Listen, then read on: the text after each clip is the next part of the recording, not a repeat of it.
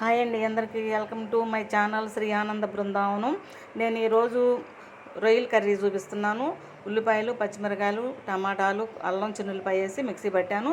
రొయ్యలు ఇదిగోండి శుభ్రంగా క్లీన్ చేసుకోవాలి. పైన నరం ఉంటుంది, అది కూడా తీసేసి శుభ్రంగా క్లీన్ చేసుకోవాలండి. అది పక్కన పెట్టేసాం. క్లీన్ చేసి వేగుతున్నాయి.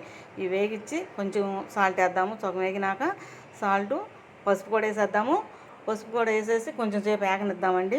అలా వేగితేనే ఆ మసాలాలు వేగటంలోనే టేస్ట్ ఉంటుంది అనమాట. పచ్చి పచ్చిగా ఉంటే బాగోదు. నాకైతే ఇలా వేగించడం అలవాటండి. చాలా బాగుంటుంది. రొయ్యలు వేసాం చూడండి ఎంత తెల్లగా వచ్చినాయో, చాలా బాగుంటుంది అనమాట.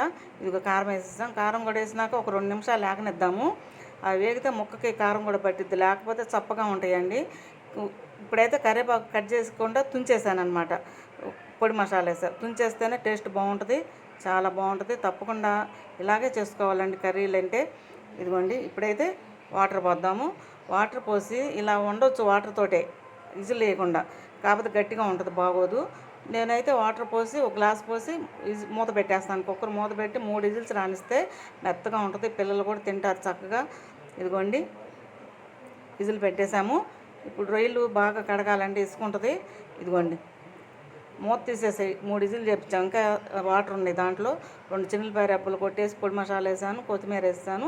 కొత్తిమీర కూడా వేసినాక ఉడకనిస్తే ఆ స్మెల్ దాన్ని పట్టిద్ది అనమాట. పైన మళ్ళీ కొంచెం వేద్దాము. ఇప్పుడైతే అయిపోయిందండి. గిన్నెలో తీసేసుకుందాము.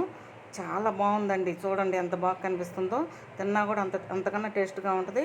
మా వీడియో నచ్చితే షేర్ చేసి సబ్స్క్రైబ్ చేసుకొని లైక్ చేయండి.